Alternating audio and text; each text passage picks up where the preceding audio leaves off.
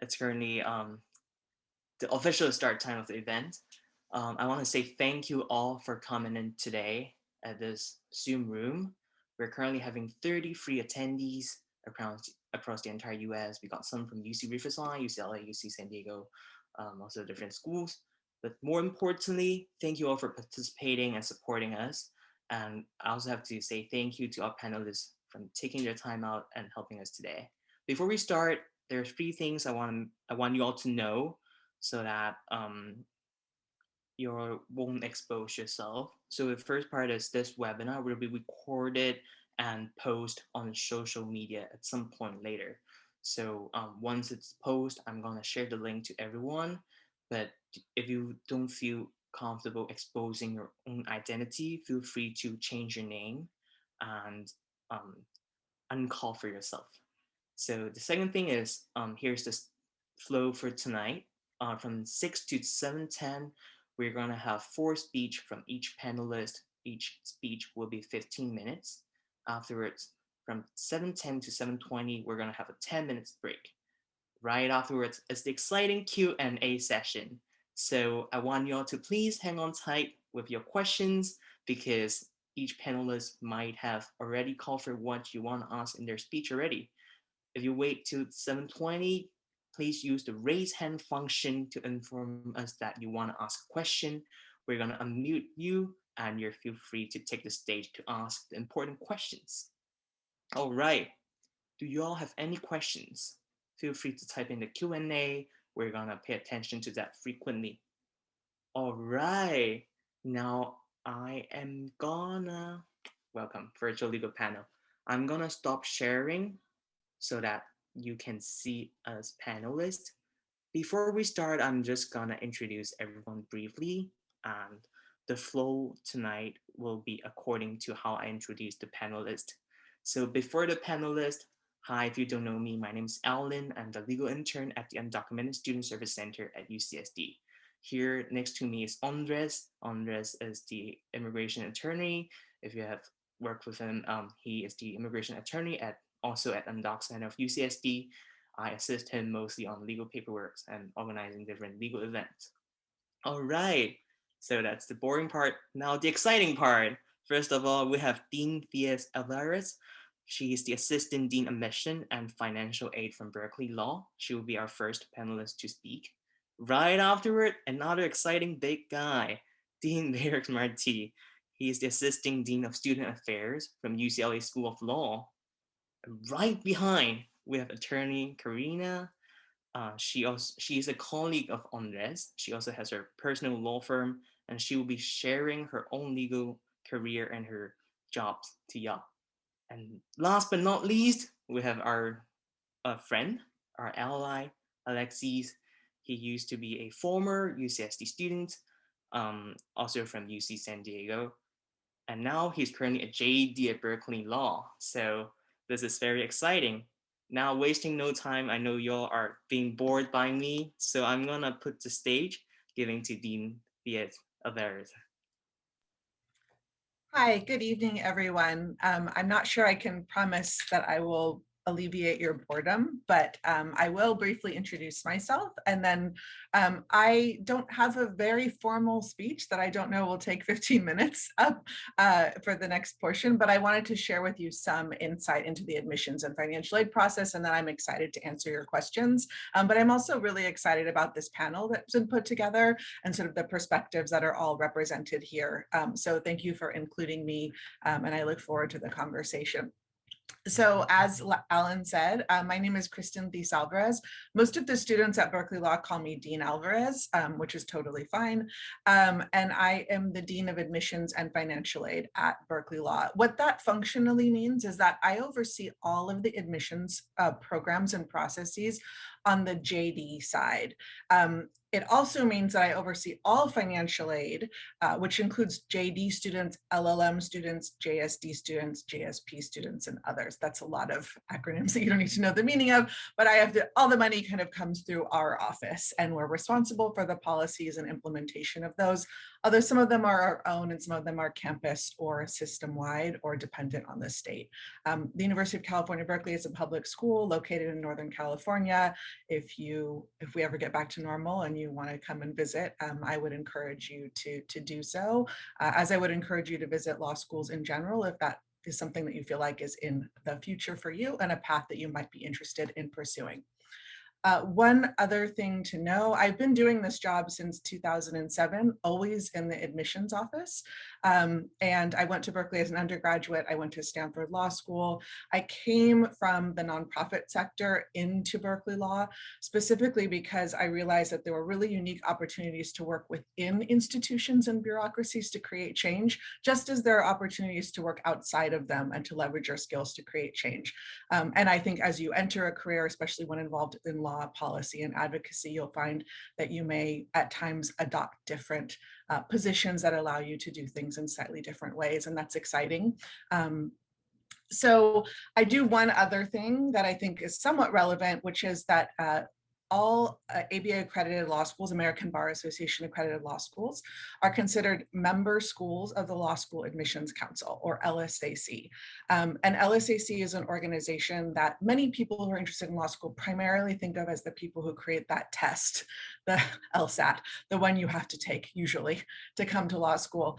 And so it may not be the first place you think of as a source of a resource, but in fact, they also provide a lot of other services that I think are relevant to our conversation, information about all 200 member law schools, events that are available, trainings, webinars, resources that are online, videos, etc. They also run pre-law undergraduate scholars programs, so pipeline type programs, which may be appealing to people. There are others not run by LSAC, but they also do support their own.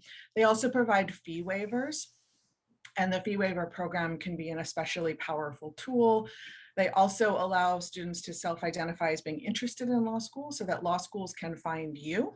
And I'm happy to answer more questions about that. But if you are trying to apply to more law schools and not sure either how to make that affordable or how to make that practical, one of the things that you can do is make sure that law schools know that you're interested. And there's a very specific way to do that within that context. But I am on the board of trustees for the Law School Admissions Council, and I'm the chair of the Diversity, Equity, and Inclusion Committee. And so I oversee nationally for LSAC efforts that relate to DE&I. And I've done that for the last 2 years, and I'm actually going to continue into a second term for the next 2 years, which is relevant because one of the things that is on the slate to be worked on in the future is a national effort to increase the transparency for students who are undocumented and attempting to navigate the law school admissions and financial aid process. It's very difficult for me tonight to talk much about anything except what Berkeley does. And I will talk some about that, but there are a lot of law schools and not everyone's going to want to come to Berkeley, and not everybody is a great fit for Berkeley or wants to be at Berkeley. But that doesn't mean that there isn't a law school that is a great fit for someone. So it is hard to navigate the process anyway, but it's particularly difficult as a DACA recipient or as an undocumented student who has to go to each individual institution and figure out what are the policies, what are the programs, what am I eligible for, what should I say, how will I navigate this, who do I talk to, etc. And so there is a real interest on LSAC's part in sort of making that a more clear process where students could go generally and find schools that might be good fits for them. And I'm happy to talk about that more if people are interested. In terms of Berkeley Law, I mean, I'm excited we have a student here, and I don't really want to talk a ton about Berkeley because I think that you should listen to students talk about the schools that they're most interested in. But I will tell you that we have a really strong commitment to making sure that the process of applying and the process of learning about affordability and the process of attending law school is as both transparent and supportive as possible for students who are undocumented, or for students who are DACA recipients, or students anywhere else in sort of the immigration processes or programs with varying status. Part of that is the efforts that we put in terms of putting on the website very clear information about the funding that students are eligible for. And I can drop in the chat the particular website that allows people to navigate information that is actually relevant for any of the UCs in terms of what is available, what students are eligible for, what they may not be eligible for, where there's a little bit of gray area. And there is a little bit of gray area right now, particularly around the way that status relates to whether someone is a California resident for tuition purposes. And that makes a big difference in California because we are able to provide state aid to students who are undocumented, assuming that they're also eligible for something called AB 540, which categorizes them as residents for tuition purposes. There's a little bit of a window for some students who are not AB 540 eligible right now because the California budget set it up that way. There's a sunset provision on that that's coming up that makes it very challenging this cycle to navigate. I'm happy to answer more questions about that. From the admissions perspective, we really, really, really want to admit the next generation of powerful, passionate, transformative advocates. We want people who are going to bring their whole selves into law school, who, even if they're not sure exactly what they want to do, they know what they care about, and they know they're going to carry that work forward. That can be rooted in who they are. It can be rooted in the experiences of the students themselves or their families, and also in the broad systemic issues that they see and forces that they see at play. That's not just true for students who've had a relationship or interaction with the immigration processes in this country. It's true of people who are interested in racial justice, for people who are interested in LGBTQIA+ rights, who are interested in the intersection of any number of these issues, which is what on the ground, real world, day-to-day lawyering often looks like. People don't come into your office and only check a single box. Their lives are complicated, as I'm sure you will hear from the attorneys who are going to speak later on. So it's critical for us that in your application, you are able to express who you are, why this matters to you, why law matters to you, why law school matters to you, or legal education, where that comes from, what it's rooted in, and how it changes and shapes your perspective and lens.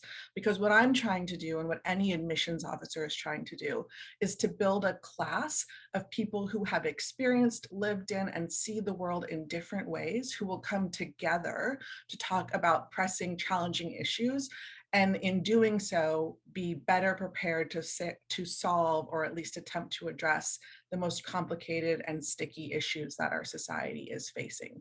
So what does that mean practically? Practically, that means as long as you are comfortable, you should absolutely tell your story in the application, right? We're not going to tell you exactly what you have to say. It's entirely up to you. But at Berkeley Law, for example, you have up to a 4-page personal statement you might write. You have the option to write a diversity statement. You have the option to write a why our law school statement. You have up to 4 letters of recommendation that you can send in. And we want you to leverage all of those opportunities to show us as many facets about your background as you can. That does mean practically that you may or may not choose to highlight things about your status in your personal statement. That's up to you, right? You have agency in this process, and they might choose to focus on something else. But I would encourage you to think about your application as a whole, because that is how we approach it. And if there is something critical to understanding who you are and why this matters to you, I hope that it is somewhere in your application. Obviously, you may be navigating, what to say, what questions to answer, where, how to talk about them. There are other things at play, socioeconomic status and background, et cetera. But hopefully you will engage with the application and find that there are questions that resonate with you and that give you the space to share your story. If there aren't, you always have the option to add additional materials unless the school explicitly tells you not to. Usually those are colloquially referred to as addenda, which you can send into a school. So you have a lot of tools at your disposal. Almost universally, I don't want to speak for every single law school, but generally law admissions is need blind, or ability to afford blind, right? So we are not looking at, even if there are questions that involve socioeconomic status, we're not looking at whether someone is a US citizen, whether they qualify for federal loans, or whether they have the independent financial means to afford law school when we're making decisions about whether we should admit them. If admitted, we will engage with you on the question of what can you afford? What can we help with? What is available to you? And we have absolutely enrolled, matriculated, and graduated undocumented students and students with DACA. Again, I've been here since 2007. I've seen a lot of policy and law change over time, even within the UC system. It hasn't always been the case, for example, that state funds were available, but the way that the system is set up now, we are here, and I think really, really committed to making sure that the information is available that will fully inform your decisions. The only thing that can be tricky and that I run into consistently is that if you are not sharing with the school all of the potential obstacles, you'll find often that the message from the school is quite generic, right? You'll find that the message often from any law school is, here's a $10,000 scholarship and, you can borrow federal loans, right? That's the built-in assumption. And so there is sort of an ongoing question of self-identification and how to have those questions and conversations. I know that in our office, we've really pushed people to become trained and certified as allies for undocumented students. And I think you'll find that more and more prevalent, where people sort of explicitly signal that they're able to have these conversations.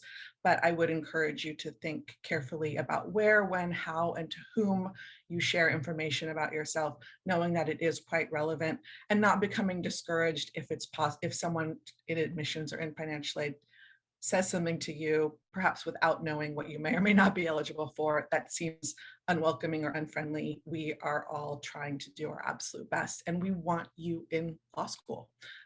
I have found that students who have experience being advocates, and that doesn't mean that they've all been legal interns, that can mean they've been advocates fighting and finding resources for themselves and their families since they could, that those are people who are going to make the absolutely best attorneys, and the attorneys that our society most needs, and the attorneys that we're most interested in graduating. And I'll stop there. Thank you very much, Dean Theis-Alvarez. We really appreciate that. So now we'll go ahead and transition. And remember, attendees, that you can, at the end, as Alan said, you can raise your hand and ask questions, or you can just put them in the Q&A as well. So now we can please move on to Dean Bayrex Martí from UCLA. Thank you, everybody.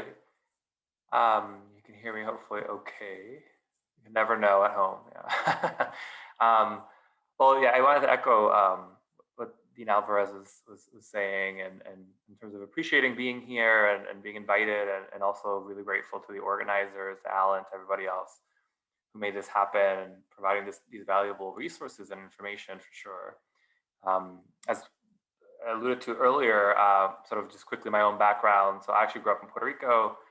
That's where I'm from, and I was there through college. So it wasn't until law school that I came over to the US, went to the University of Michigan for law school, which was in many, many ways a transition, including the obvious, which would be the weather. Stayed there, enjoyed my experience, and then pretty quickly transitioned into higher education sort of administration. So I worked at this point, several law schools, but I worked in admissions and financial aid at the University of Pennsylvania, and then Villanova University, and then went back to Michigan to be the dean of students there for a little over 2 years, and now I'm at UCLA. Although I'm still relatively new to UCLA. I started here in January 2020, which for many reasons, quite a year to start, but it's been a really great community. And yeah, happy to answer questions later about more specifics. But I want to set it up that way because even I think Dean Alvarez very much and very ably is more than ably is able to cover the kind of admissions and financial aid piece. So I will talk a little bit about that, at least it might be more specific to UCLA. And then we'll focus more on kind of more the student support or more of the student affairs angle. So my role within the law school at UCLA is pretty varied, but I think it's safe to say that it's pretty similar across law schools, particularly in the UC system. People in my position or in our offices support students in many ways: orientation, transitioning to law school, academic advising and academic support, working with students on whatever might be going on in their lives, right? Either personal challenges, opportunities and ideas that they have. So not all of it is a challenge or a negative, but sometimes it's figuring out how to advance their goals and dreams, helping them navigate the bureaucracies that a lot of law schools and universities can be. I think that's one of the beauties and challenges, I would say, of the UC system. And I know it's being recorded, so please don't fire me. But you know, it is one of these things that they're really resourced in so many ways, and ways that I think are really kind of amazing for students. And that's true of many large public universities. But at the same time, they're larger institutions, and it can be difficult for students, particularly students who are concerned about, you know, again, when and with whom to disclose their status. So that's something else our office helps with. We help students who are involved in student organizations, and I'll talk about a little bit about some of those, but that can be a space for community and for mentorship, and many other things. So that's just just to give you an overview of what a kind of a dean of students at a law school would do. Like I said, I don't want to talk too much about the admissions process specific to UCLA, partly because there aren't that many things that are that unique to UCLA Law. So I don't want to be duplicative of what Dean Alvarez said. But if people have questions later during the Q&A and you just want to ask them, that's fine. I will reiterate, though, I really believe that, and as someone who worked in admissions for a long time, definitely think is good advice no matter where you're looking to apply, or at least among our institutions, which is really presenting who you are and presenting who you know, the aspects and dimensions of you that are important and that are important to you, that are important to your decision to go to law school. That means a lot of different things for different people. So part of this is also being really self-aware about sort of what you bring to the table, what your interests and goals and experiences are, what your values are, telling that story in a compelling way. And there's personal statements and optional essays that you can write. So just telling your story, as Dean Alvarez said, I think that's incredibly important and matters. It makes a huge difference. I know that this process the admissions process can feel really impersonal at times, that it can be it can seem like a black box. And I know a lot of students feel like the more qualitative aspects of this, or the parts that are more personal don't make a difference. But I can assure you, partly and frankly, institutions that receive a lot of applications and really are looking for that whole package and trying to build community, that these are the things that make a difference. You know, who you are and how you come across, and how people get to know you through the admissions process without necessarily getting a chance to meet you. And then I also want to echo the idea of like reaching out with questions. It's okay, and that you can figure out just how comfortable you are and what kinds of questions you ask, but don't try and figure this process out on your own. That includes before you even consider applying to law school, when you are applying to law school, reaching out to admissions offices, making phone calls, visiting, writing an email. Don't think that people aren't available, because I can definitely speak for our admissions office, and I think pretty much every admissions office in the country, they want to answer your questions. They want to help you prepare the strongest application and the truest application you can. For us, at least for now at UCLA, I know that I do want to put in the plug. We are offering, as I imagine many other law schools are, virtual tours and virtual class visits. So if that's something that you're interested in doing, and sitting in on a virtual class on Zoom, or just getting a tour of the law school by either a current student or someone else, and you can just email our admissions office and set that up. And that's admissions@law.ucla.edu. I did want to mention quickly too that we currently accept both the LSAT and the GRE, so that's something that I did want to mention. Some schools do that, some schools don't. On the financial aid front, as Dean Alvarez said, a lot of it is very similar across institutions. There is a particular program that we offer, which is our Achievement Fellows program, which is a full tuition scholarship for all 3 years, and undocumented students are eligible and have received it. So I wanted to mention that, and again, I can talk about it more later.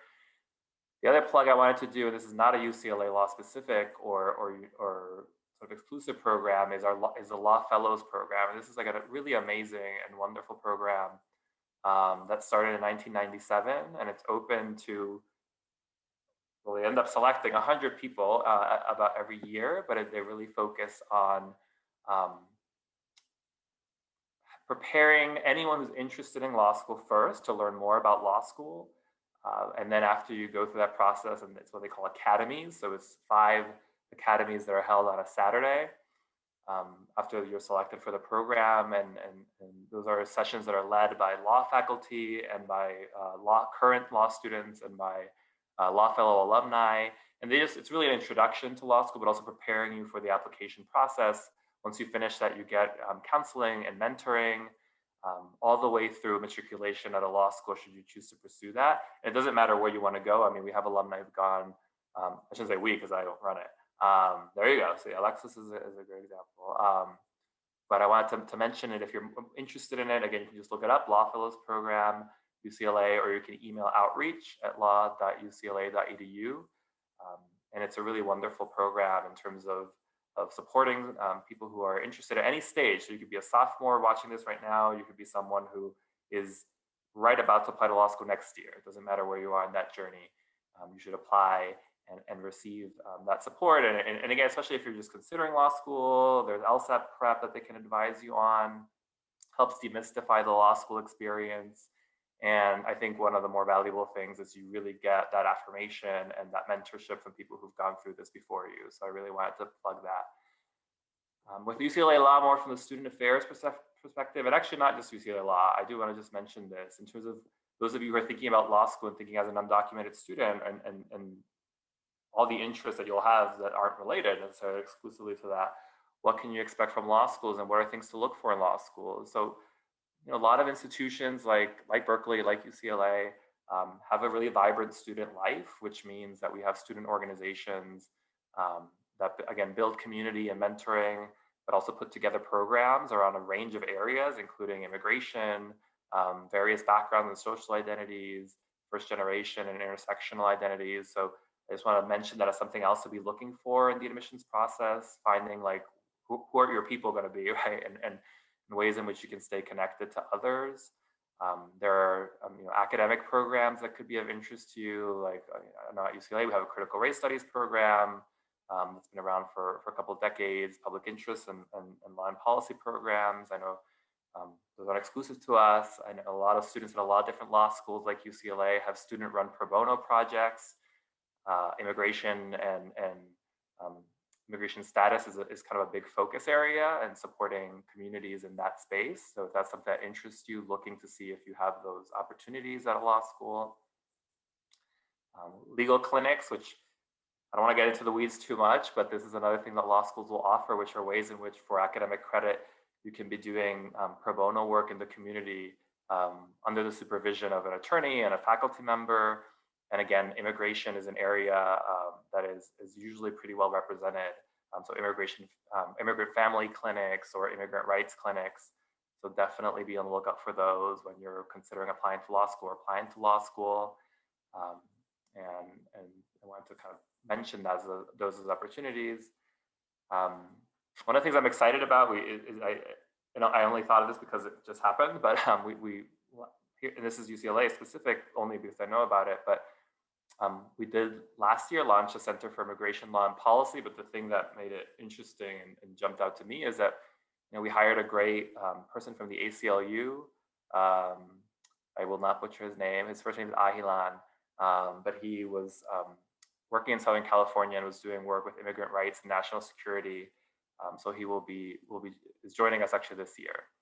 And then the last thing, just to give you that full journey, is that one of our students, Delara Gorgian, graduated last year. She's a DACA recipient, and she received the UC President's Award for Outstanding Student Leadership for her advocacy on behalf of DACA recipients or DACA recipients and undocumented students at so many law schools.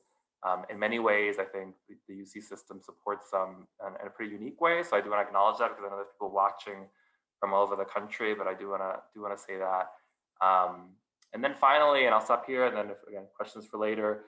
But in terms of campus support, and this is certainly something that is literally available at all the UC schools, because it's like each campus will have like its version of these offices. But of course, we have undocumented student services offices. Our law school, like Berkeley, our career counselors are very well aware of how that can be a challenging process too. Like when you're applying for a job as a law student, trying to figure out what jobs are you going to be eligible for, what kind of funding could you receive. As Theis-Alvarez said, there's sometimes very bright lines in those spaces, and sometimes there's a little bit of gray in terms of how a job can be classified or categorized, or how you can receive funding. Is it a fellowship versus other things that I might not discuss right now? But my point is like that there are people very, very mindful, very sensitive to both advancing your goals.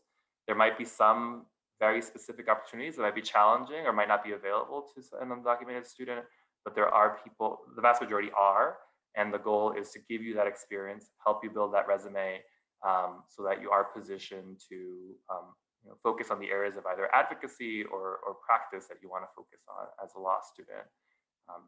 Beyond that, and I should say this about the legal services available on our UC campuses, which are free in terms of immigration matters, and they're free not just to students but to their families. So I would mention that too, that if you are either a current student or end up being a law student at a UC school, that is something that our campuses provide, which is really, really valuable and important. There's dedicated physical space, it's still there, I guess, right now. People are not there right now, but when people return to campus, I actually think that's really important, like knowing there's just like a place that you can go to and walk in and feel safe in that environment. I think that's something else that the UC schools have really been focusing on and supporting. And then finally, counseling resources and mental health resources to help, again, with just in a proactive way, managing some of the stressors that are unique to being an undocumented student or an DACA student. And then managing being a full-time student and family and just all the things that as a full person you're bringing to the table, but knowing that you have those counseling services available too. So that is obviously not a speech, because it would be the worst speech ever. But those are the remarks, I guess, or the comments I wanted to start with. And then if people have questions, feel free to ask later. So thank you. So thank you. I'm gonna jump in a little bit before Andres transition to another panelist. Two things. First of all, in the chat, we have several links. We have one from Theis-Alvarez. The link she talked about, she posted there. And I also post the two links that Dean Bayrex Martí just talked about during his speech in the chat. Feel free to click in and browse. It will be very informative and helpful. Second thing, if you realize we have Daniel jumping in and out of this Zoom meeting, he's not a Zoom boomer. He is the program coordinator of our center, but for some reason Zoom hates him today, and he was just being kicked out of this like every single time he tried to enter. So we're still figuring out a way, but I hope it's not distracting and he's not a Zoom boomer. I just want to clarify that. All right, Andres, I'll leave the space for you to transition.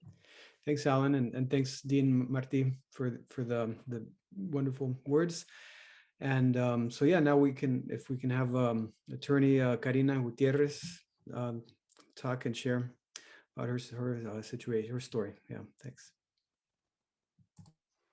Hi, everybody. So as Dean Alvarez and Dean Martí, I don't necessarily have a speech per se, but I do want to share my background, my story. I'm going to do it in three parts. I want to share a little bit about my educational background, and then from there talk about my time in law school, and then post law school, and a little bit of what I do in my career right now. But I will leave a lot of it up for questioning, because I think there's a lot of enrichment experience that comes from answering students' questions directly. But a little bit about me. So I was actually born in Mexico, and I immigrated to the United States when I was 4 years old. I did 4th and 5th grade in Mexico because we left, and then we re-immigrated when I was in 6th grade. So I kind of went back and forth between the US and the Mexican educational systems a couple of times. And then I fast forward, I did not know that I wanted to be an attorney or go to law school, because I didn't really have anybody that would resemble that, or that looked into, I didn't really see it even as an option. I didn't know any attorneys. I didn't have attorneys around me. I'm sure we faced a number of legal issues, but we never actually even sought legal help in my house or on our own. I think part of it being undocumented, the other one being socioeconomic, and third, just not having the information or resources of where to find answers to legal questions that might arise in my life or with my family. So I grew up in Orange County, California, and I went, to undergraduate school directly out of high school. So I'll skip a little bit over that just to get to my process of getting into law school. But I did go to Cal State Fullerton. I graduated with a degree in psychology and political science. And then after that, it came to, I want to go to law school. And so my idea of wanting to go to law school was I wanted to jump right into it. I wanted to finish my 4-year education and then immediately go into law school. And the harsh reality came to me. First, my biggest barrier was the LSAT. So when I started to focus on the LSAT, I was a junior in undergrad, and I had a full schedule of classes. In addition to my full schedule, I did extracurriculars. And then on top of that, I was trying to focus on passing the LSAT and taking that. And so I thought it was going to be like fine, like any other test. You study, you go through the classes, you go to a program, and then all of a sudden you're going to, improve your score and you're going to be great. And so that was not my situation. I came to the harsh reality that I needed to do more than just studying or more than just learning the techniques. So for those that are not familiar, I guess I should say, with the LSAT scale, it may run anywhere from, and correct me if I'm wrong, I don't know really where it starts. I think it's like 120 and then it goes all the way to 180. So the average, so to speak, is 155-ish. Most people are aiming for a 160, 165. If these numbers mean nothing to you, that's okay. Essentially, what I'm trying to get at, which is very critical and important messaging that I want to portray, is never give up. I can't emphasize how much. So when I got my first practice LSAT, I was at 138. So at 138 was going to be practically impossible for me to get to any accredited law school or any law school of my choice. And so as much as I studied, I took a class, I tried to learn different methods, techniques. My score after my class was 141. So I really only went up about 3 points into that. And so I talked to a professor, and he essentially told me, like, you're not ready to take the LSAT and you're not ready to jump into law school right away. So you're going to have to wait some time. And to me, that was like, no, I can't wait. Like, I have to keep going. At that time, I'm talking about back before immigration status was even talked about. I did not have a resource center. I did not have people to talk about my status as undocumented. I really, truly went first through the struggle of how do I even get to law school? Typical, normal, general barriers to getting into law school for minority students. I'm sure even for non-minority students, they have their own struggles. But in that moment, I didn't have anyone to go to. And so I wasn't even thinking about how I was going to pay for it necessarily. I had thought about it, but I was like, okay, I'll get loans. I'll go to a bank and I'll get a loan and I'll get scholarships and I'll figure it out when I get there. And so then I started to open up to my professors, and to me, I came to the realization, well, if I go and take the LSAT and then I apply with the score and then I don't do well, how is that going to affect moving forward? So at some point I decided, okay, I am just going to cry it out and then I'll wait a year. And so I cried and I did my mini tantrum. I left it alone, and I continued to study.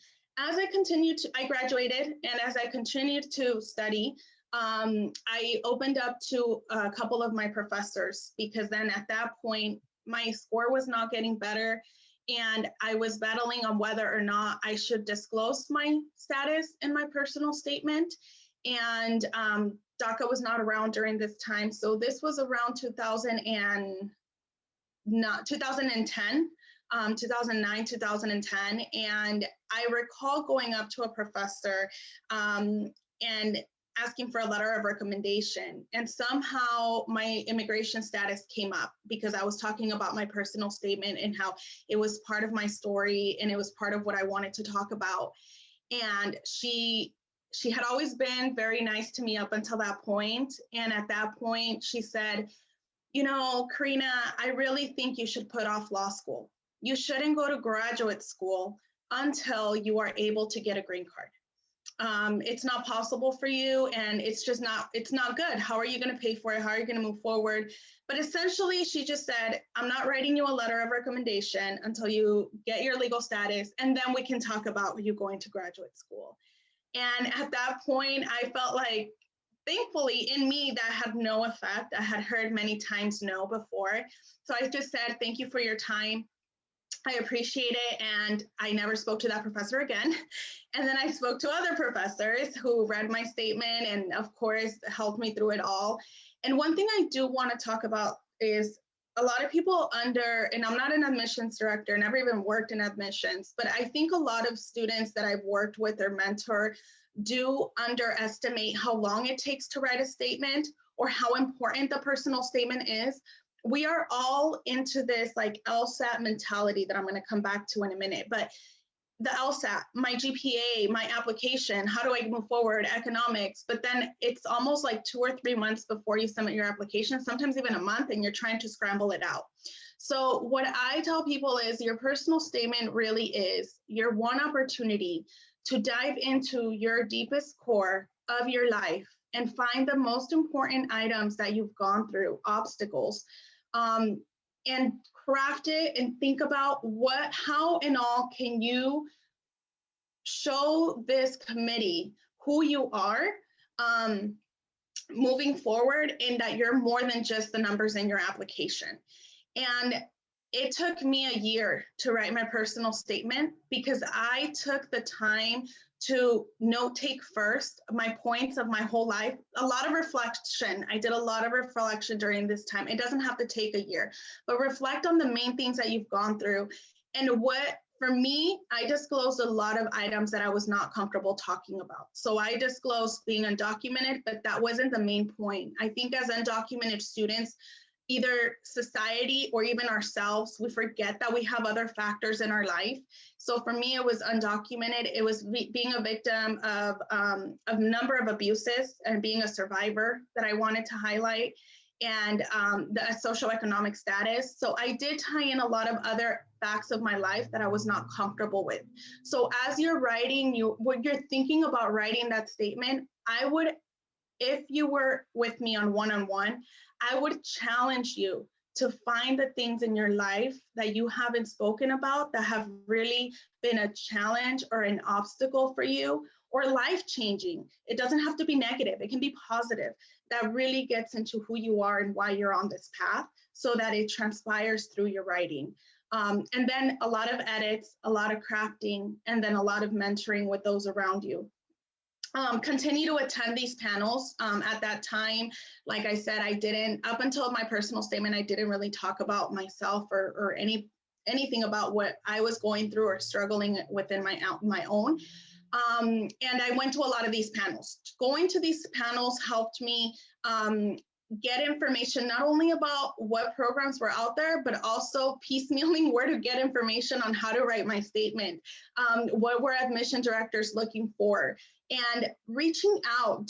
I know right now we're kind of in a Zoom atmosphere, but reach out directly and ask for an email address, ask for a phone number, and don't be afraid to reach out. I think we are always in this, we're the resource getters. I never really needed to ask for help. I needed to ask for help, but I didn't ask for help because nobody taught me to ask for help. It's you either figure it out on your own or you get lucky and stumble upon somebody that's going to ask you if you need help. Or other than that, you try to just figure it out. And the reality is that there's a lot of things that it's not that we don't know or we're not capable. It's that you're just going to be more perfected in what the path you're seeking by seeking those around you or seeking people around you that can give you that advice and information. So going back to the LSAT, at some point, I had all of these brochures and books of all the different law schools that I wanted to go to. And when I didn't see my LSAT go up more than a 141, I grabbed all my books, all my brochures, and I threw them out to the dumpster. And I said, I'm not going to law school. I can't do this. And my mom got home and she goes, Karina, your books are out in the trash. Like, why did you do that? And I'm like, I don't want to talk about it. She's like, you've been like holding those books and those brochures for almost 2 years. You just threw it out. So I don't want to talk about it. I'm not going to law school. I'm not smart enough. I don't know how to write. I don't know how to read very well. I'm not there. I can't do it. And I thought I would not go to law school, and I put it away. And then I think I dwelled on it maybe a month or two. And what got me back into the rhythm, as silly as it might sound to everybody or to some of you, it was watching movies about inspiring attorneys that were making a change in people's lives. And I think that goes back to what Dean Alvarez was talking about, as in like, what is that passion and motivation that's making you move forward in this direction? I know there's a lot of motivators, right? There's obviously economic motivators, there's status motivators, but getting into this field just to get the money or the title, trust me, will not push you through the difficult days when you're getting that letter of denial or that letter of that low score, or when you're in law school and you're just trying to figure out, why did you make this decision to go to law school?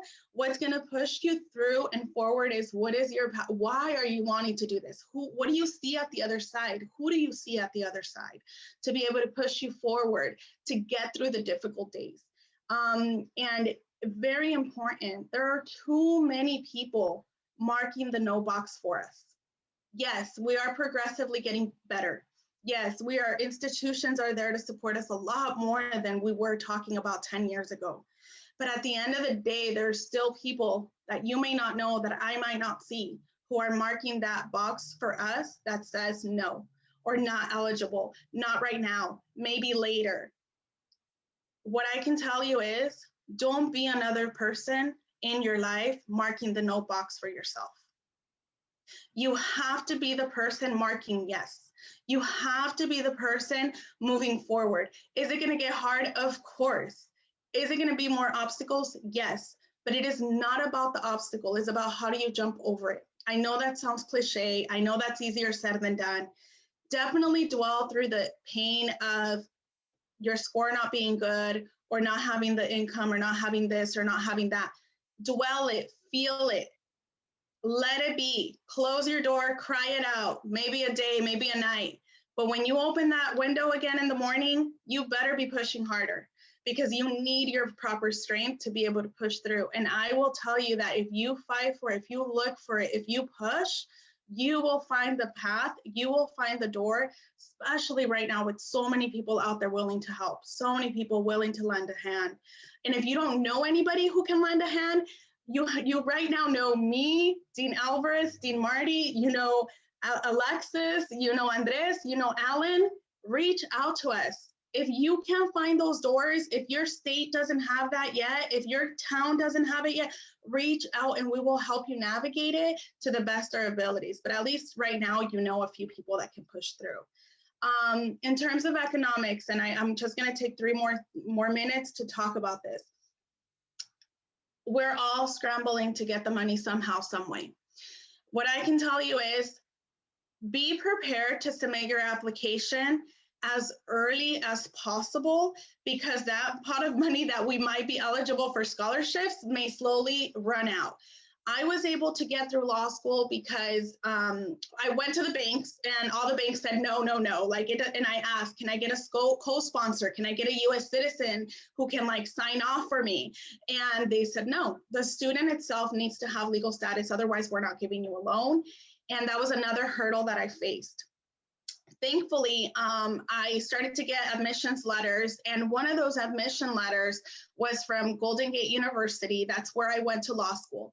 And there's other law schools that I got admitted to that offered money, but part of my decision of where to go was also, where did I get the biggest scholarship?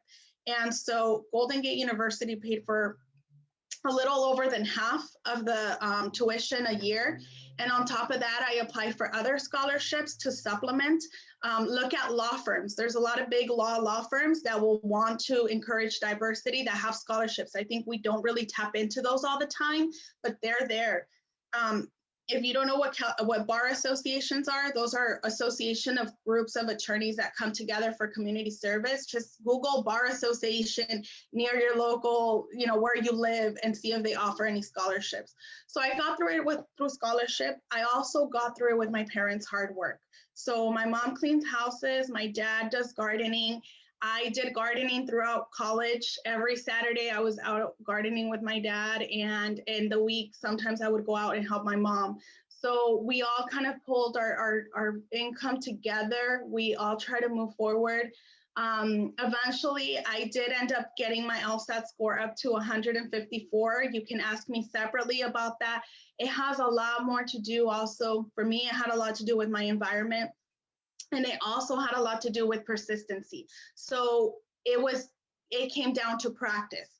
If there is one tip I can give you about that test, and I know now they accept the GRE and maybe that works better for you, that's great. We didn't have that when I was going to law school, but in any case, at that point, what was I going to say? Sorry, I got sidetracked thinking about the time.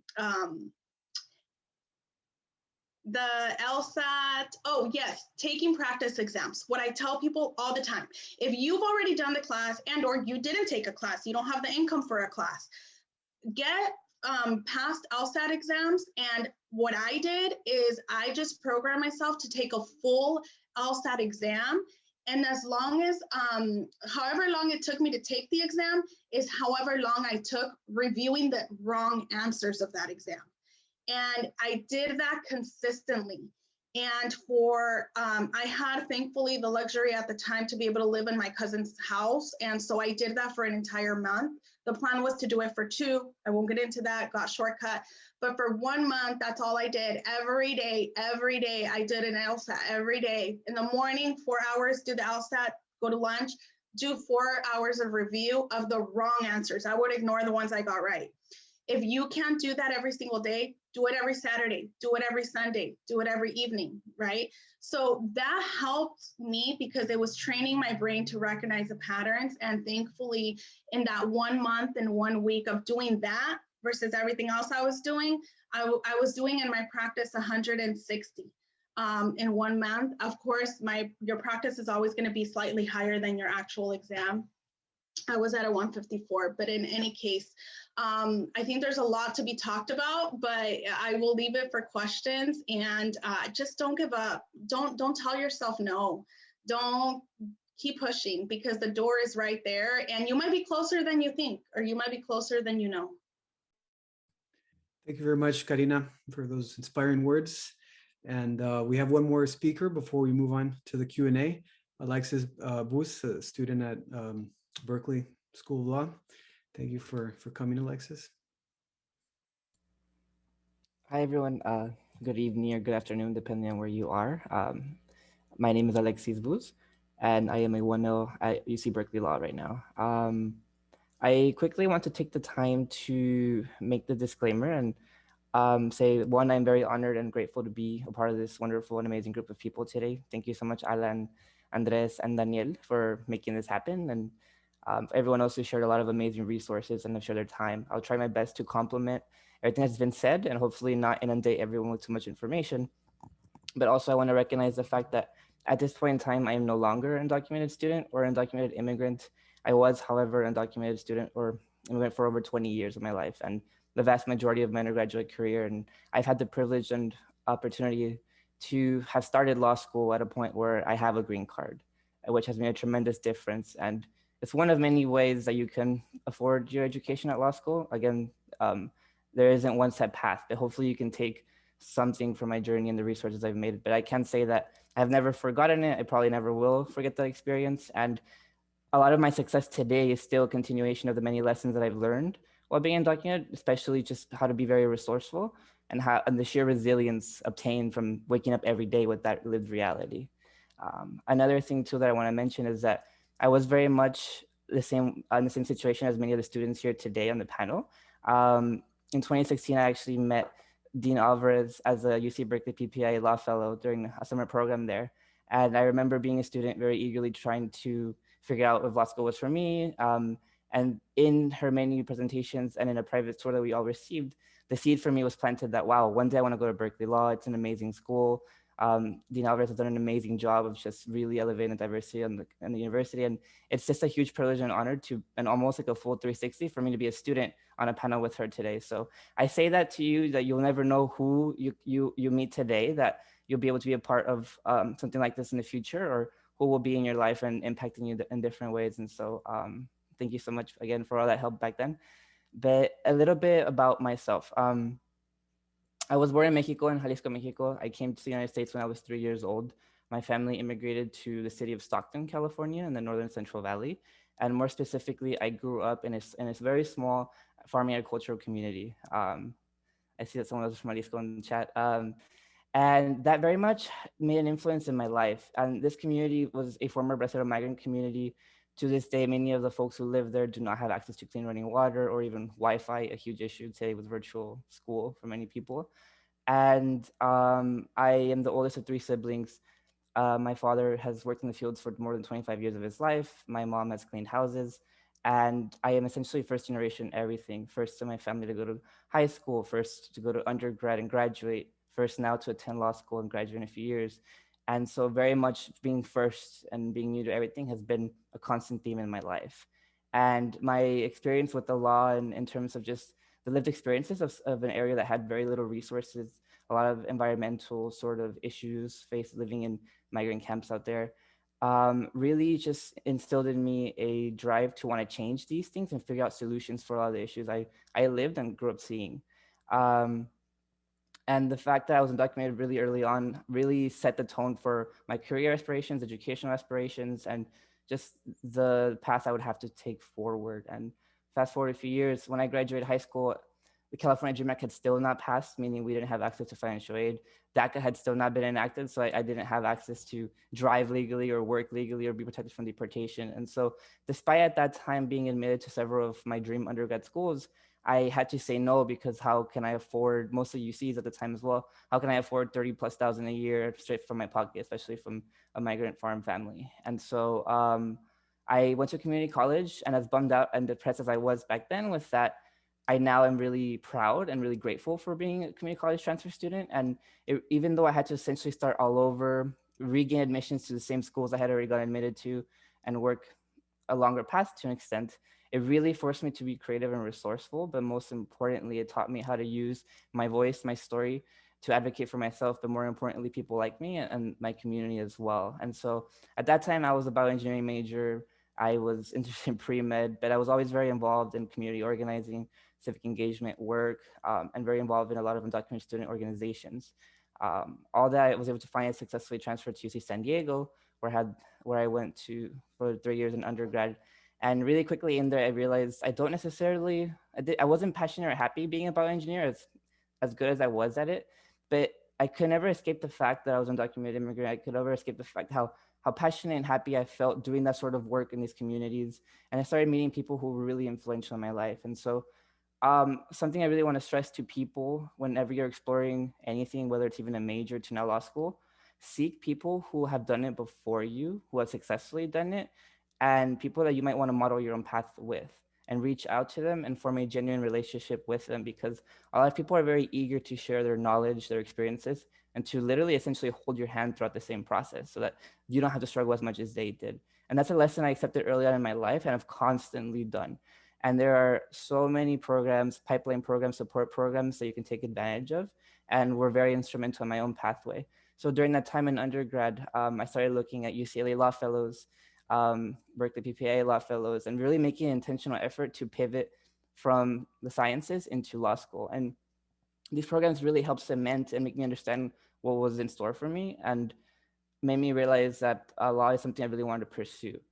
And so I was able to successfully eventually graduate from San Diego, but it definitely took over 30 small scholarships for me to even graduate debt-free.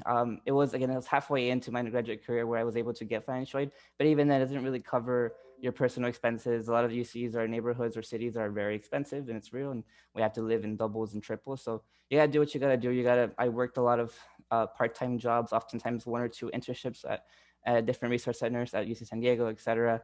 But once I was able to graduate, I ended up graduating with public health and ethnic studies double major. And my passion for law and my interest in being an immigration attorney at the time took me to New York City. And another piece of advice I'd like to give people is to strongly consider taking time off. I know there's sometimes an urge or a need to go directly, what people call KJDs into law school, and that's completely fine. But it's also completely okay to take time off, one, to take a break from school, live life, explore like the world outside of a university campus, but also hopefully explore a field, or especially if you want to do law school, a legal field you might be interested in. And so I very much wanted to apply for a 1 or 2 year fellowship post undergrad. I had the honor to be, I did a program called Immigrant Justice Corps in New York City. And so it's a 2-year fellowship where essentially you get trained to be the next immigration attorney, and you get to have Department of Justice accreditation, which allows you to, despite not going to law school, despite not being an attorney, actually represent immigrant clients in affirmative cases, meaning nothing in court, like citizenship, like green cards, like DACA, et cetera. I got to literally work with them from beginning to end and go to their interviews. And so this very much informed me after 2 years, and I got to work in an amazing city. So I started off in a small farm in Stockton, California, ended up in New York City. It was a tremendous jump for me at that time. And so I learned a lot from that experience. Like, I would love for people to push themselves to explore, push themselves to see what sort of opportunities they could take advantage of. And this program also really helped me because they provided $1,000 to go towards LSAC prep, et cetera. And so this whole time I made a very intentional effort to seek programs that not only would enrich my actual career experience, but potentially would provide resources, financial resources for my law school admissions process as well. And so by the end of this program, it really solidified that I did want to be an attorney and go to law school. However, I left feeling like I wasn't sure I wanted to be an immigration lawyer full time, or potentially not even a public interest lawyer. But I'm glad that I was able to experience that before law school and really like solidify that. That curiosity to continuously explore again led me to another program, which I want to put on your radar, called SEO Law Fellows. And this is an amazing pipeline of program for students of color who even just have a tiny interest in what is big law, what kind of work can you expect to do, or how to even successfully find your way into a world that doesn't have many people of color to begin with. And it's a really great program where it takes hundreds of students like yourself, like me and other students, and just essentially gives us an opportunity to work at a big law firm before law school. It provides a huge financial stipend in the summer and just opens up so many doors. And it's another program, one of many, that I would recommend people to do and explore before law school. And so, yeah, that was kind of my experience before law school. And I've had a great time at Berkeley. And I know I've said a lot of things, but I want to take the time to kind of make sure that I share some takeaways and, some themes of my story. The big reason why I was able to obtain a green card was because I got screened for immigration relief, meaning I sat down with someone, either a legal rep or an attorney, to answer a set of questions and see if there's opportunity for you to get a green card, or maybe even your family. And it was through the UC Legal Services at UC San Diego that I met an attorney who was able to craft a pathway for me to get a green card. And the second really amazing component that I want to emphasize for people today is advanced parole, especially for those of us who didn't come into this country with the legal entry, meaning you didn't come in and overstay your visa. I'm not necessarily trying to give legal advice, and I don't necessarily want to like encourage bad sort of, it's not necessarily bad legal advice, but I don't want to necessarily say that. But I will strongly encourage that it allowed me, someone who entered this country without inspection, to be able to obtain a legal entry through studying abroad and coming back in 2015. And once I had a qualifying relative, attorneys were able to help me finally find a pathway to get a green card. And that was a huge impact in my life and that of my family, and is how I'm able to now afford my legal education at Berkeley Law. And so I say that to really encourage people today who didn't get to take advantage of advanced parole in the past, now that it seems to be reinstated and there seems to somewhat be stability with the program once again, although now we're in COVID. I strongly just recommend you look into it to see if it's a reality for you, because that's what changed my life. Again, apply to as many pipeline programs as possible. I am very much a product of an entire community of a lot of mentors and mentors who've guided me and supported me along my pathway. I will go ahead and put a lot of programs during the Q&A of programs that I successfully participated, as well as other ones that I've heard of. Ones that help you with the LSAT, ones that help you just gain actual career experience, ones that have financial components. They will make a huge difference, and you will meet a lot of amazing mentors and mentors and students, just like yourself for the most part, that you can just really support each other in this journey, because it is a very difficult journey. to this day, even though I'm no longer undocumented, I'm still on a pathway to try and graduate law school as debt-free as possible. And I like to joke that even now with financial aid and loans, the first time I ever applied for FAFSA, you kind of graduate with what I call essentially a mortgage, but you don't have a house or property. You're gonna graduate with a lot of debt, hundreds of thousands of dollars. And so I'm still remembering what it took for me to graduate debt-free as an undergrad and taking those skills and lessons and undocumented experience to do that today. So I'm still continuing the scholarship hustle, never stop that. That extra hour or two you put into a scholarship application, whether it's 1,000 to 5, sometimes even 40,000, will make a tremendous difference, because when you contextualize that and how many hours that a job will take to get that money versus how many hours and effort you put into an application, you'll start to see that it's very much worth your time, even though often it doesn't feel that way when you have so much on your plate. So never stop the scholarship hustle, like continue to do that. In terms of the LSAT, we talked a lot about it. It is definitely a very difficult thing. I struggle with it a lot. I wanted to take no more than 2 years post undergrad and then apply to law school. However, the first time I took it, I was doing the fellowship full time, and I quickly realized that I was not able to manage both, and that is completely okay. I took the LSAT the first time. I didn't even look at my score. I dropped it because I just knew I didn't do well in it.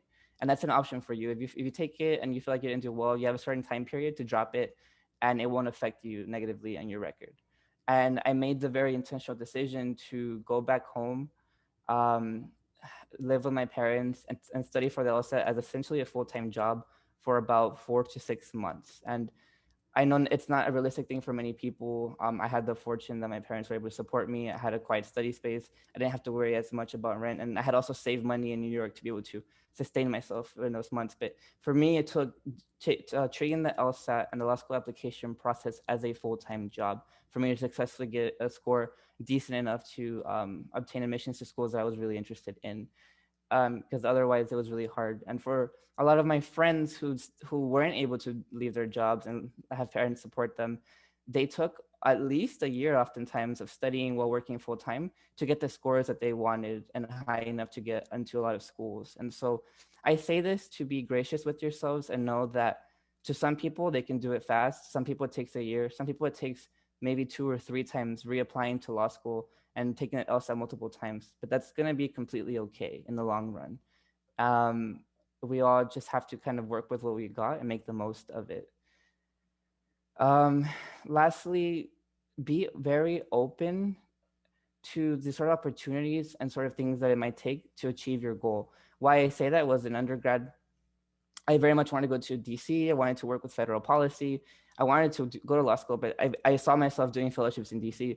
But in my process for applying to a lot of jobs as a senior, I suddenly got opportunities in New York City, actually multiple. And I had never even planned to be in New York. I just applied hoping to get a job. But I quickly realized that I should take these opportunities I hadn't considered, and it was the best decision that could happen to me. When applying to law school, I had certain target schools in mind, but when everything was said and done, I ended up realizing like where I actually wanted to go and remembering like the certain values and things I had wanted to prioritize from the beginning. And so, and even now as I'm applying to like summer jobs as a law student, I had target places in mind for my summer. Once I went through the process, I ended up somewhere completely different. I say that as in it's great to work towards one goal and have a certain target in mind. But the beauty of that is that sometimes all these opportunities will open up that you just never expect. But it's thanks to you working towards that vision that they come up to begin with. So don't give up, keep working towards that goal, but be very open to things that you've never considered, because that might be a much better fit for you. There's so many more things that I can talk about and discuss, and we can do it in the Q&A. Please use me as a resource. I am, again, a product of the village of people that have helped me. I have a lot of mentors and mentors who I constantly lean on and depend. So I would love to be that for as many of you as possible. So reach out to me. Thank you everyone for your time. I hope that was helpful. Thank you, Alexis. It's currently 7:13, 3 minutes late, but it's okay. As promised, we're gonna give you all 10 minutes break. So we're gonna come back at 7:23. I suggest you all to stay in this webinar so that you don't have to come back in and like miss something important. At the meantime, I also realized I also got a shout out to Theis-Alvarez. She has been posting a lot of useful links inside the chat, and I wish you all can take this 10 minutes to potentially digest all this information our wonderful panelists just bring up, and potentially go over those links too, or just munch a snack, go to bathroom breaks, and just get water, stay hydrated. All right, so I'm gonna screen share the break thingy, so y'all can feel free to go and take a break. And for panelists too, thank you so much for the informative sessions. Y'all also feel free to turn off your video, get some breathe, mute yourself, and just grab some food or some drinks. All right, I'll see y'all back at 7:23.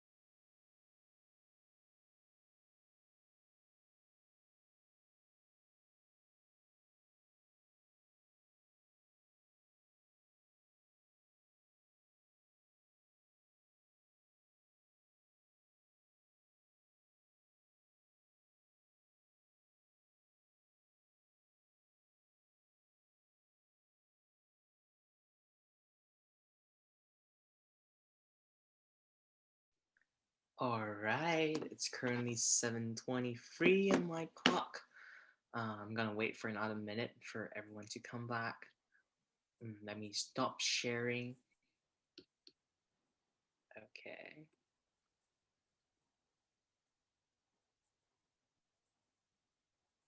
Okay, again, before we hit the Q&A session, I just want to make things clear that tonight this webinar will be recorded. When you ask question, your name will potentially be shown and kind of recorded. So if you don't feel comfortable of exposing yourself, feel free to rename yourself into different codes or some fake names just to protect yourself. And again, how it works is if you want to ask a question, please use the raise hand button. If you look at the bar beneath Zoom, there's this raise hand right next to Q&A. You can use that button. We will then unmute you and let you ask a question. If not, you can also use the Q&A function. I'll read the questions out loud, so it will be recorded in the recordings, and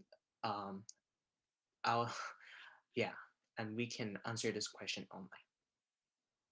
All right, it's 7:24. So to start with, I saw, oh, the first question is whether, I don't think we can hear you.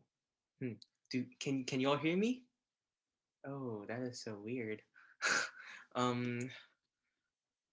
This attendee, do you think you can rejoin this meeting so that maybe you can potentially try it out? If not, type in Q&A again and we will try to fix it. Okay, so I saw several questions asked in Q&A. Maybe we can go through some of them first before having students to ask questions.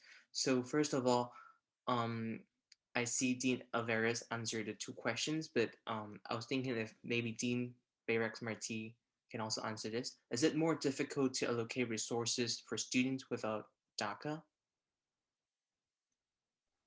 Yeah, I can't really modify the question or the answer. I think it's especially because we're both, actually, I guess that's important to mention, and I know Dean Alvarez kind of mentions that in the chat, that that's definitely a big factor to consider, sort of public versus private. You know, what I would add is it's sort of public versus private plus state, right? Like different states will have different, frankly, policies around how their universities and college. So if you're looking at a public, institution outside of California, that itself might be different in many ways.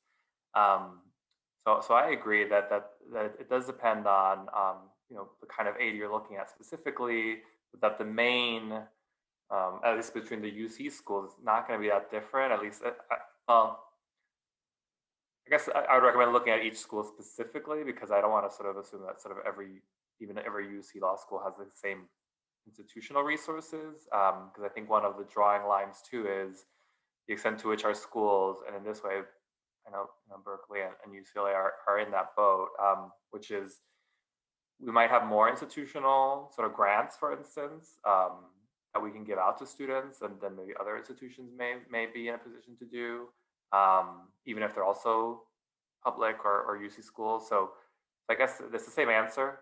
That's the main distinction: private versus public, particularly because of how it might affect both, state funding, but also even within state funding, what your particular state is what their policies are. So not really that helpful. Maybe just reiterating that point. But I would encourage. I know it can be difficult. I think everyone has made this point. But as much as possible, asking directly, like institutions or organizations that are out there to help people navigate, the graduate school, not even just law school, but specifically law school application process, funding resources, because if you feel like it's complicated, it's because it is. So there are many people on the other side of this that are willing to help you, figure it out. And it changes all the time. I mean, it changes, especially with changes in administration, either at the federal level or at the state level. I would just add, nobody tells you when you enter admissions and financial aid how much you're going to use your law degree, potentially if you have one. But in fact, this is an area where this does get really complicated. And I've had on campus even, deans of other graduate programs reach out to me because they're unclear about whether they can offer a scholarship. This is like another Berkeley program to a student who's undocumented, who doesn't have DACA, because it's kind of, if you missed a memo at some point, if you didn't read interpretive guidelines, it can be quite hard for people to navigate, and people who should be in a position to know. So, I think that's just the reality of it. Importantly, in California, it's AB 540 that allows people to gain, to pay in-state tuition to be characterized or categorized as residents for tuition purposes. It's AB 130 and 131, or the DREAM Act, that allows us to give people who are undocumented, in accordance with this eligibility chart that I've shared, financial aid. And that's where things get a little complex, because for the California schools, typically what's considered state aid is money that's sort of ever touched state accounts. So if a donor gives money to us, it becomes a Berkeley account, and then it's state aid, which can be tricky. There are some loophole, or some, I don't think loophole is the right word. There are some gray areas there. And I will say that a resource that can be really important to pay attention to is that many institutions, I think at undergraduate institutions led on this, have set up separate 501c3 or other entities where donors who specifically want to support undocumented students, perhaps, or students of color, right? We can't make decisions on scholarship based on race either because of Proposition 209.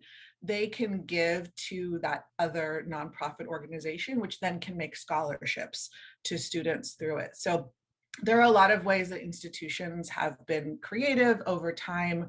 And the Bayrex's point about just talking to the people in those institutions about what's available is critical. I would combine that with Karina's point, which is don't take no for an answer. Sometimes no is the answer. I mean, you may ask enough times and I just have to say, well, I can't guarantee anything past this, sunset provision if you're a non-AB 540 student who's, a DACA recipient. But don't be dismissed, I guess, kind of, for lack of a better word. One other differentiating point that I want to reiterate is that one of the most powerful tools for someone who's both undocumented and low income is that LSAC fee waiver. The value of that, and you have to be very low income, let me be clear, the thresholds are quite low, but the value of that is over $1,000. It pays for 2 LSATs, membership with Law Hub, which is a preparatory area, the use of something called Score Preview that I won't go into, but to use that one time, and to do some other things, including register for the Credential Assembly Service, which is another part of the process. Currently, the policy for the LSAC fee waiver states that you have to be eligible for DACA or a DACA recipient. And so it actually excludes people who are undocumented and neither DACA recipients nor eligible for DACA. I am looking to address that. And I think that the Law School Admissions Council will hopefully move on that. But as it stands now, that is one area in which this sort of breaking point of whether or not someone has DACA or is eligible or is not can make kind of a difference in that LSAT prep. But I hope that you'll take advantage of the other resources that are out there that may help you afford that preparatory regime. Thank you so much. The next question is, are there any ways that someone can take LSAT prep for free? For instance, books, courses, etc. Any suggestions? I think this is more towards Alexis. Yes, and I personally benefited from a few resources. So one, from UCLA Law Fellows, a part of their program is that you, at least when I took it, it might be wrong now, at the time we had the option between test masters prep and I believe it's either Kaplan or Princeton Review. I can't remember. We had an option of 2 programs valued at $2,500, sometimes $3,000 at that time, in-person classes pre-COVID. But essentially, I was able to save a tremendous amount of money thanks to UCLA Law Fellows, and that's just one of the many resources they offer. Another one through my fellowship in New York City, so IJC, or Immigrant Justice Corps, they gave us $1,000 for LSAT fees or prep, etc. So I was able to also supplement that and buy additional books. I used that to pay for some of my applications as well. And that was very, very helpful. And those are just two examples, but there are various pipeline programs or mentorship programs that have this sort of benefit. You just got to be able to find them, and hopefully among the many links that we have shared, you can definitely take advantage of them. If you're not able to get into a program, a lot of people who are recipients of these programs are very much willing to give their books. I gave away all my books to friends who weren't able to do these programs, and that was one way. Or oftentimes people have PDFs of like exams, etc., that they took and printed, etc. So seek out people who may have resources that they just are being stored and collecting dust. There are many ways. You just have to be very persistent, creative, and shoot your shot to a lot of these programs. Sorry, I'm like the interrupter now. This is now my role. But also something that's new that I don't know existed at the time when Alexis or Karina applied, but LSAC partnered with the Khan Academy. And now there is free online LSAT prep available. So that's just one option, and not everybody learns best that way. But in the world of nothing versus something, Khan Academy prep, and I'll put the link in the chat, is an incredibly powerful tool that allows you to do a kind of self-paced, but it also really does look at how you did on practice tests and then make adjustments in its recommendations for how you might, what you might emphasize. I've also been able to see some of the preliminary data on the impact of participation in Khan, and in particular, the impact of number of hours spent participating in it, in that sort of self-study, and number of full-length practice tests. And it turns out that both of those things are incredibly important. And so while it is self-paced, being able to dedicate the hours, as both Karina and Alexis suggested, but also to dedicate specific time to take full-length practice tests under test-like conditions seems to actually have a very material benefit. And for me, that means helping people score outside of the standard deviation of a test. So to go from like a 140 to a 150, or to go from a 154 to a 158, things that really make differences in a variety of ways. So that is one absolutely free resource that's available to you right now. Thank you so much. Another question asked is, how do law schools review your application, especially those personal statements? I know Berkeley requires a diverse, Berkeley encourage submitting a diversity statement.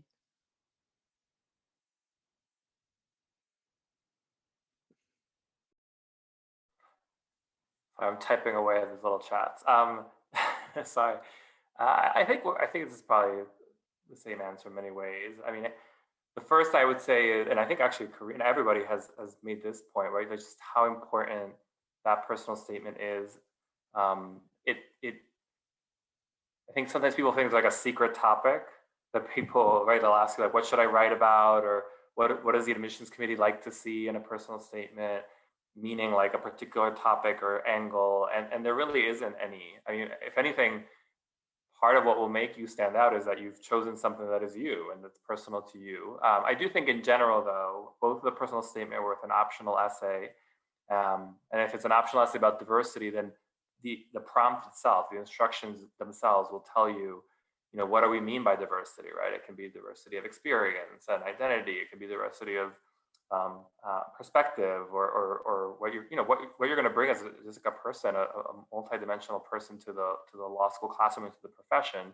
But one thing I can say sort of across the board, be it a personal statement, be it an optional essay, diversity statement, is that they have to be well written, right? Like, I think that's actually really important. I think that goes to Karina's point earlier about you need to save time for that. You have to carve out time to write because it's actually kind of hard when you sit down, especially with a personal statement. If there's no topic, for instance, you just stare at the screen, right? It's a blank page to figure out, well, I can talk about anything, right? But I have to talk about it with sort of limit of pages and stuff. So that in and of itself is really hard. Like, of all the things you could talk about that you feel capture who you are and that you want to share in this particular context, that alone is really hard. In terms of how it's structured and grammar and, avoiding typos and like, that's hard too, like to actually make something that's like just interesting and organized and polished, right? And then I would recommend that you share it with someone you trust and someone When I used to work in admissions, I would say you have to find someone you trust, but who's not going to be difficult to be difficult, right? So in other words, you have to give it to someone that you believe will tell you like, hey, actually, this isn't, I didn't even know this was you. Like, it kind of sounds like someone else's voice. And maybe you want to go back to your voice. And someone who has fresh eyes, frankly, and can just say like, oh, wait, I think you meant their Their instead of Theyre, right? Because after you've written it a long time, you forget, right? So that would be the general advice I would say, because what the admissions folks are looking for is just getting a sense of who you are through that writing, like how you think, what your voice will be like in the space of the law school, what your pursuits are, what brought you to law school potentially. So it's really not any one thing. It's just making sure it's true to you. And I always told people the topic doesn't have to be that original, but you should be thinking, you know, what is something either because of the topic or because of my take on the topic that no one else could have written, right? So it's not that it has to be any particular topic, but just that your take on it is just your personal kind of view. And diversity is whatever you are, right? Like all of us carry multiple identities, and I think obviously everyone watching today carries at least some, but that's also up to you. Like, what is it that you choose to share? So it's hard because there's no one answer to that, but I guess that's the answer, right? Like, don't worry about finding the right topic because there isn't any, right? It's just about kind of whatever you feel is compelling and worth sharing. I agree with that. On top of that, like for instance, if you're applying to Berkeley Law and UCLA School of Law, UCLA School of Law has a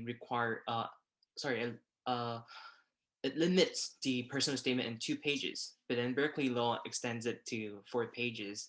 And I know some other schools might also limit your font and your page layout, so you might have to write multiple personal statements to fulfill their requirements and also several limitations. So time is definitely very important.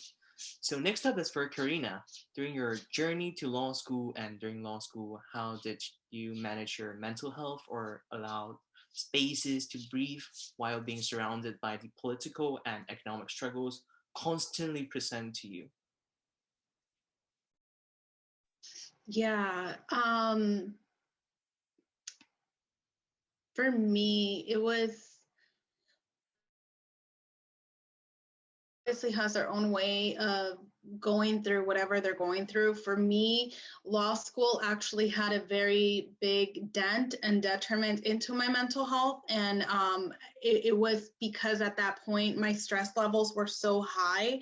And at least this was explained to me through a therapist through campus, was that my stress levels were so high during law school, and I was already a high stress person, so it kind of clashed together. Whatever I was going through in the past and whatever I was going through in law school kind of clashed, and it was just high rocketed. For me, at the time, I relied a lot in journaling. So I found personal coping mechanisms that helped me. I did a lot of journaling of how I was feeling or not feeling, either in the mornings or in the middle of the day, just to have an outlet.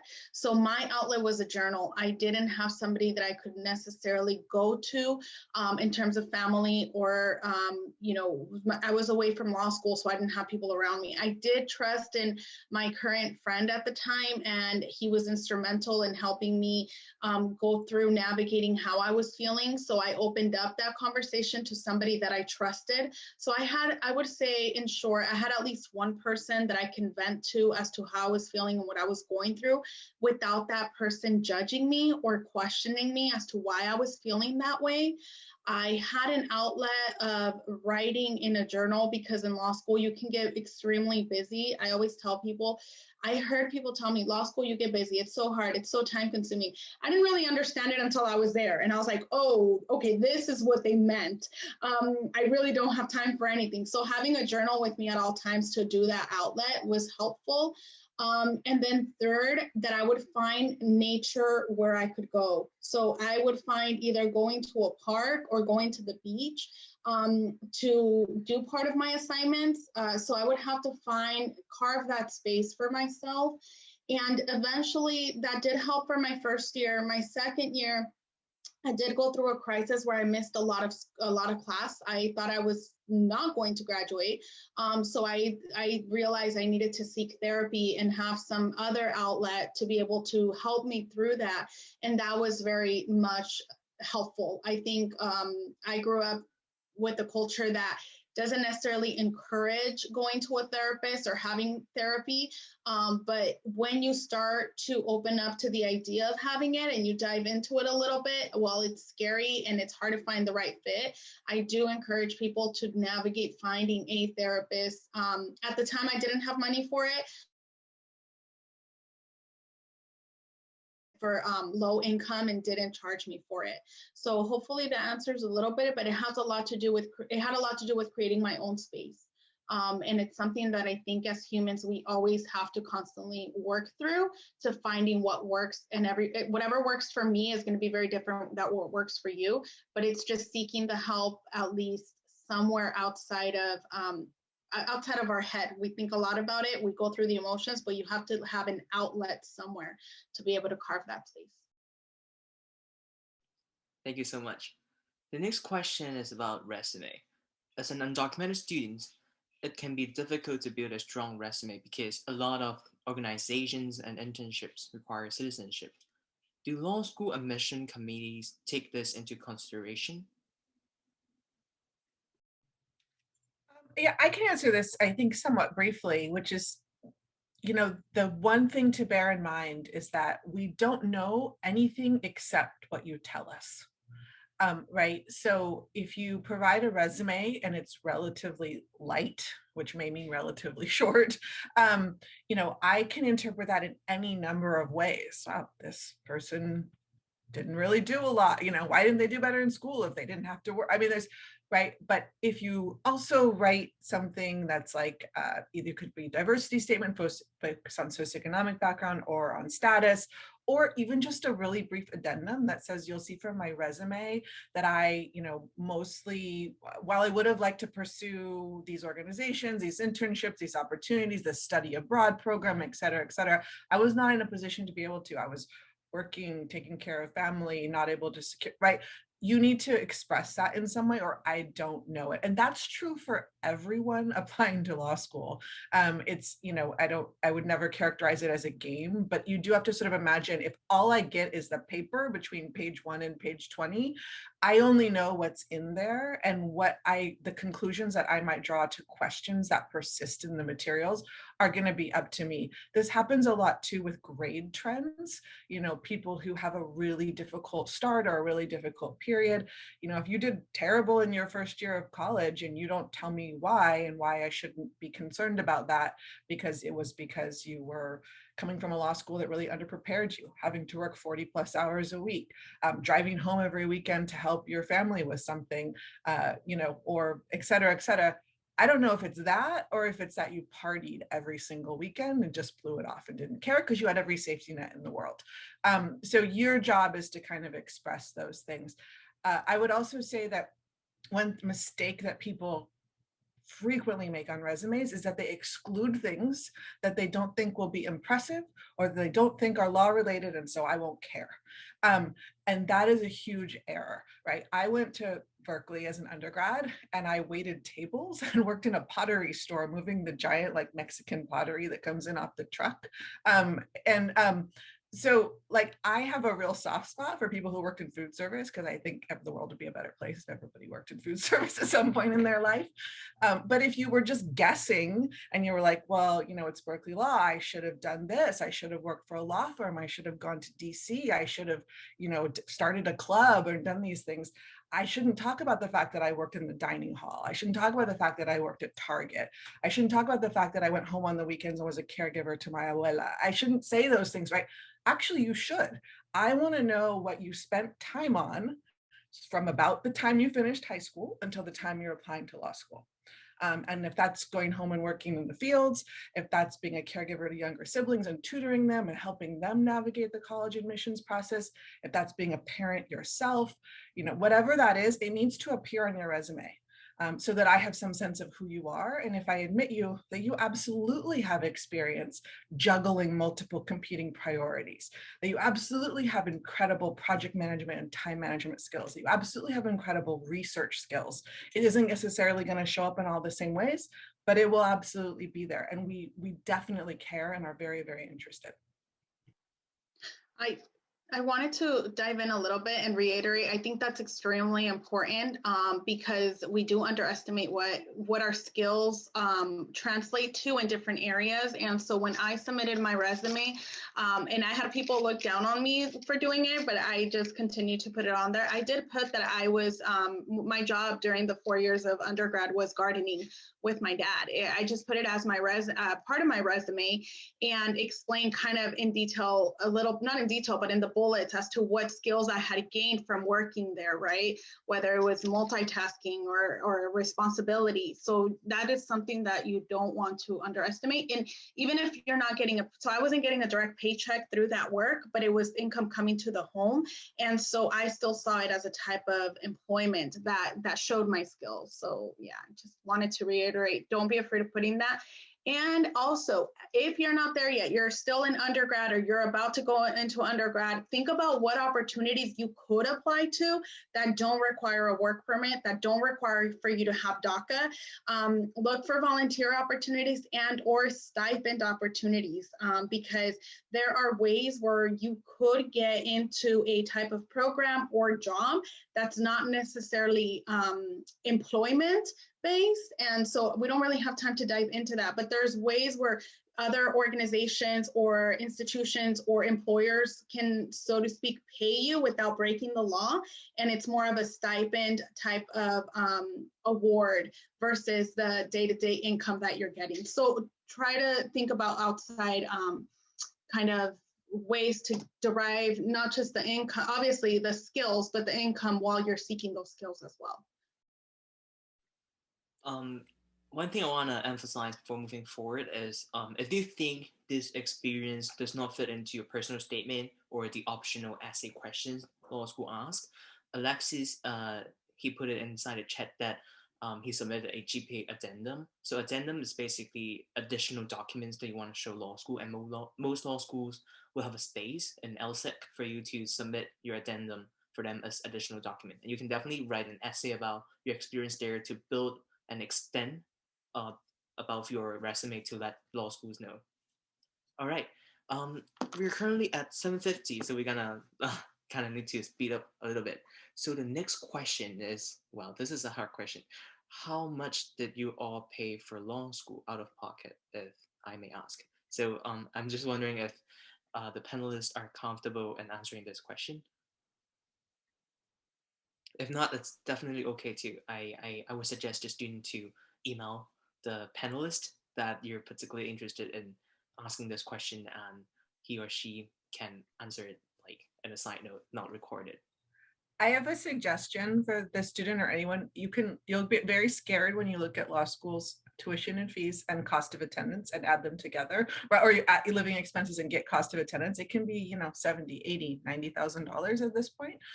When you talk about living expenses plus tuition, you absolutely could write to an admissions office and say, I see that your cost of attendance is this. I'm wondering if you could share the number of students who received gift aid, whether that was need or merit based, and the average award. Because there's something called discount rate, which sort of is like, here's the sticker price of the thing, but what did people really pay sort of behind that? And that's a really useful piece of information, especially if your first instinct is, well, I can't go there, that's just too expensive. Reach out to us and ask what percentage of the class received gift aid, do you have need or merit based, and what was the average award? Or you might even ask them what was the sort of discount rate if that's available. I'm too old to answer this question because it will be upsetting to everyone when you realize what law school used to cost. Thank you. Although I will say, I sort of along that a little bit. I graduated from law school, I guess, yeah, because I just got the reunion email 15 years ago. And I'm still paying my loans, which I know that not all students are going to be eligible for. But I guess what I'm trying to make the point is that whatever, if you are coming out with debt of some sort, which most people are going to be from law school, I think, I don't want to overgeneralize, but I think there is sometimes this idea like when you just see the number, especially if you haven't really taken on debt before at that level, you think there's just no way I will have like a fulfilling life or career because of that amount of debt. And so I guess, yes, minimize debt, of course. And there are various ways to do that. But also kind of understand like educational debt is different than other kinds of debt.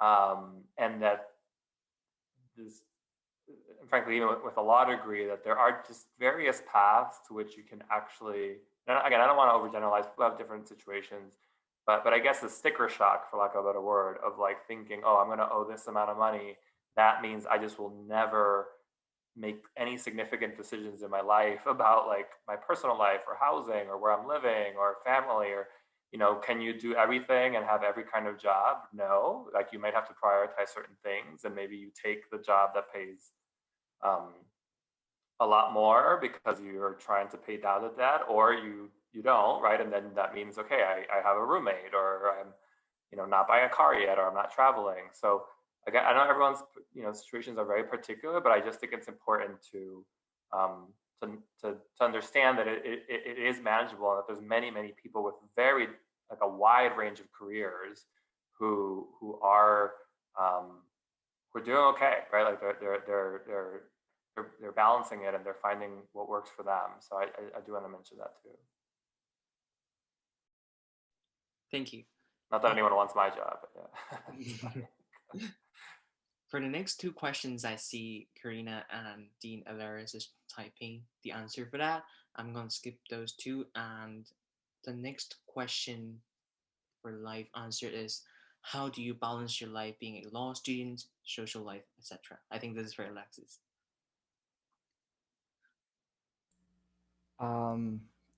Being completely transparent, I think I'm still learning how to do that every day, especially as a 1L. You'll probably hear the narrative that 1L is the worst and or hardest year out of your 3 years at law school. So it's 1L, 2L, 3L for each year. Sorry for assuming folks understood what that meant, because I know that was a new concept to me. But I feel what makes, this is a pitch for Berkeley Law as well, just because I'm a little biased, but what makes Berkeley Law especially helpful, I feel, in this area is that they have, and every law school has to an extent, affinity orgs. Affinity orgs are like identity-based organizations, kind of like organizations in undergrad like MedCha or undocumented student-specific organizations. Law school has certain orgs that are similar. So there's a Latinx identified group, there's a for Black students, for API students, first-gen students called first-gen professionals, etc. I have been able to really find a home and a family, even in this virtual reality, at Alianza at Berkeley, formerly known as La Raza, now we're called Alianza, and they have made this experience completely worth it. I do try to find, law school will consume like almost every aspect of your life, especially the first year. I can say that from living it right now. But I think it's important to just squeeze out whatever time. I know some people who work really hard 6 days out of 7 days a week, and they leave their Saturday completely to not do any work. They check out, don't check their emails, don't even check their phone. They just decompress, whatever that means to them. And that strategy works for them, or allocating an hour or two every day. I feel like now just being inside all day, it's important to remember that it's okay to take a walk outside. I have forgotten that sometimes. I think I've even become vitamin D deficient just because I don't leave the house as much. But it's just, I think, constant reminders, being okay with your reality. And also I adopted a dog last semester, especially because I'm always home, and it has very much helped my mental health. And I very much recommend it as well for those who have the capacity to do so. There are many ways I think you can do that, but it's just knowing yourself, leaning on your closest friends and or partner or family, and just consistently doing those things. Thank you. The next question is for Karina. Being undocumented as well as an immigration attorney, how do you not let your cases get to you, etc.? That one's a tough one for me. they have gotten to me, and they do get to me at times. So very briefly, but I did not intend to be an immigration attorney. I went to law school wanting to be a prosecutor and or defending children in the dependency system. And so long story short, immigration just fell on my lap. It was what worked for me. Being undocumented, not having a work permit or DACA, it just opened up opportunities. And once I started to work, so I'll talk about the good part. When I started to work on immigration cases, I realized what a difference we can make and how important it is for a lot of the undocumented community, especially the Latino community, which there's a lot of undocumented communities, but the Latino one, to have somebody that speaks the language, that understands the struggle. I just fell in love with how much of a social justice the work can be, and moving you towards that direction, that by the time I could go back to any other type of law, I just decided to stay. That being said, I started under the Obama administration, which was a completely different feel. And then came the Trump administration. And at first it was kind of like, I am hopeful that I am going to be making a difference. I'm going to continue to fight and struggle with the community through the community activism, which I did. But at the end of the day, it hit me really hard because I had to be strong for my clients, for my family, and for myself.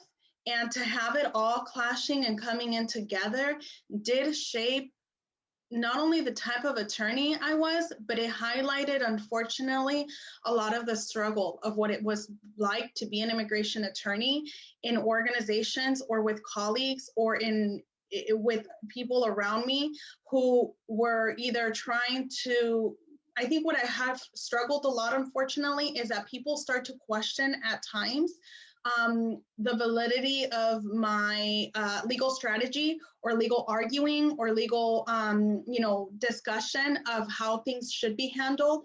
And it gets confused with, well, you're just saying that because you're undocumented. Like, well, it's because you're too passionate about the work. You really need to think about it with a clear head. And so that was really hard for me because my intelligence and my legal opinion was getting undervalued simply because I was part of that group that we were trying to work with and to protect. And I learned over time, but it was hard to use that towards my benefit and to just be very proud and confident that I am providing good quality service in that regard. When it comes to the clients and the cases, I have had, I went through a period of time, particularly working directly with students with my work at the UC Immigrant Legal Services Center. That's when it really hit me because I really saw the reflection of 19, 18, 20-year-olds who were now feeling even less of having a space if they didn't have the DACA program. And so the way that I dealt with it, or that I deal with it, is I realized that I could provide hope and I can provide knowledge and information that they otherwise wouldn't have. And so as I was thinking on whether I left the immigration field, which I seriously considered under the Trump administration, and was not even going to know how to handle the next 4 years if things would have gone differently. That's when I leave or I stay. And that's when I made the decision to open up my own law firm. And in opening my own law firm in the last year and a half has been a struggle in so many different angles, but it's also been very enriching and rewarding because now I get to make the decisions of how I handle the strategies of my cases, of course, still with help of colleagues, still with help of organizations. I had wonderful mentors in all of the employments that I had, all of them. And so it's just to be able to say that I am still collaborating with the different organizations that I worked for and I can still work with, and that I'm still touching people's lives. That's what pushes me through to keep going. Because at the end of the day, I know that every client that I'm focusing on is I'm making a difference. So at the end of the day, what matters to me is the client that I have before me, more so than what commentary I have heard around me. And I do want to just clarify that when I talk about people around me devaluing my opinion and or my expertise, hasn't been necessarily at the organizational level. It's just been unfortunate instances of one or two individuals around me, but that one or two individual has that large impact because I'm already struggling with a lot. So I have learned to cope around that, and I'm still navigating it. But it's been a very rewarding experience all around either way. Thank you so much. That concludes the night for the legal panel event for tonight. I have to give a really, really, really big round of applause for everyone here staying late at night, and for every panelist following their giving up their valuable time to help us here tonight and give informative informations for y'all. I hope tonight is informative, motivational, and inspiring, and I hope it can start your tiny step, baby step, or large leap in applying to law school and your legal career. Good luck, everyone. Have a good night, stay healthy, and stay connected. And before we go, panelists are dropping down their email in the chat. Feel free to copy paste those and also copy those important links. You can ask them questions directly through emailing them, and hopefully they're not busy to answer your questions. And also please copy paste several important links that posted inside the chat, because as soon as I leave the meeting, it will be gone. Is it possible to have all these links to send to us? Yes, I'll also copy paste those afterwards and make a list and potentially send a follow-up email afterwards to y'all. All right, I hope y'all had a good evening, and hope y'all, oh, sorry. Yeah, that's what I was thinking. I'm gonna screen share really quick for y'all to follow the UCSD Undocumented Student Service Center Facebook and Instagram pages, so that y'all can get the most up-to-date information for our next event to continue to serve this community. And again, I have to thank you y'all for staying, and thank you all panelists.